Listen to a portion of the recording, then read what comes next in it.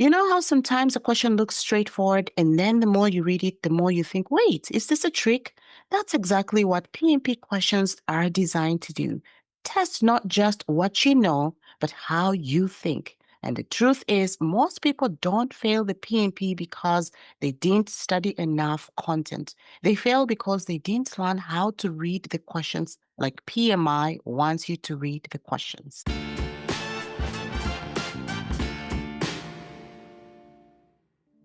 Hey friends, welcome back to the Project Manager Connect Show podcast. I am your host, Anna Anderson. I am a career coach, a PMP trainer, founder of the Women Project Management Network, and the owner of Project Training Network.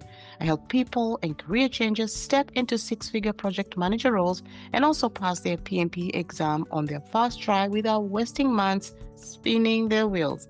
And with my free live PMP session coming up here on August 14th, I wanted to give you a taste of one of the most important skills we'll ever cover: how to break down PMP questions so you know exactly what they're asking, even if it's wrapped up in layers of PMP style trickiness. You know what I'm talking about when I talk about those tricky questions.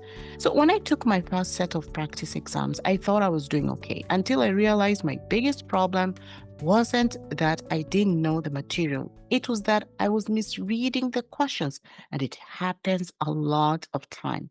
So here's what was happening. I'd read the first sentence and then jump to the answer without catching the actual problem they were actually describing. Or I'd get distracted by all extra details PMI loves to sprinkle into the questions. So I wasn't slowing down enough to see the little keywords that told me exactly what they were looking for. And here's the kicker: the PMP is as much a reading comprehension test as it is a project management test. So let's break this down for you. How do you read PMP questions like a pro? The first tip is identify the environment first. Before you even go about the answers, figure out, is this predictive?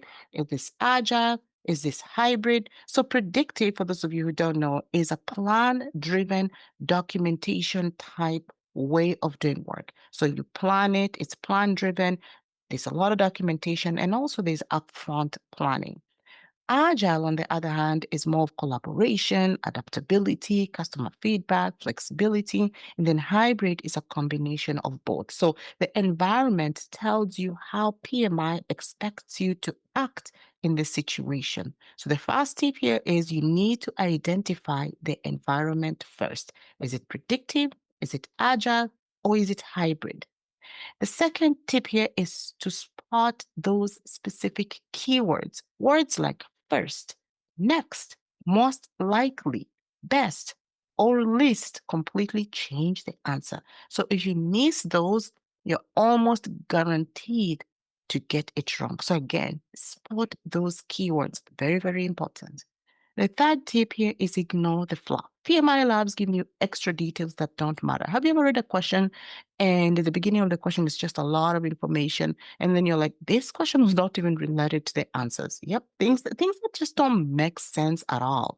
Unless it affects the decision, filter it out and also focus on the real issue of the question. So again, ignore the additional fluff. Tip number 4 is I want you to eliminate wrong answers first. PMI will give you an opportunity to strike out wrong answers so that you're left with the options that you want to pick between. So filter that out, eliminate wrong answers first. Usually 2 choices will be clearly wrong, especially if it's multiple choice and you have 4 answers.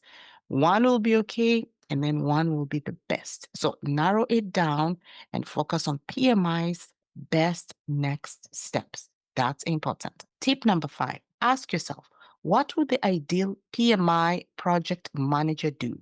Not your boss, not you in your last project at work, the ideal PMI PM.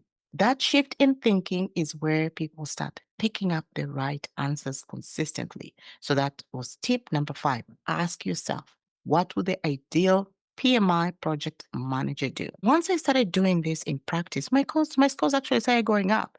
It wasn't that I just learned a ton of new content. It was that I was finally reading the questions in a way PMI intended me to read them. And that's the difference I see with my students too. Once they start looking for keywords, once they start filtering out the fluff and thinking like PMI, their practice scores starts going up, they start shoot up, and on their exam day, they go in with confidence and come out with above target. And here's the thing. This is just a tiny piece of what we're going to be covering this coming Thursday on my free session. In that session, we'll practice breaking down real style PMP questions together.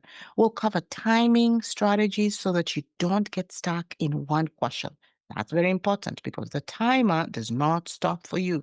So practicing time management is very, very, very important.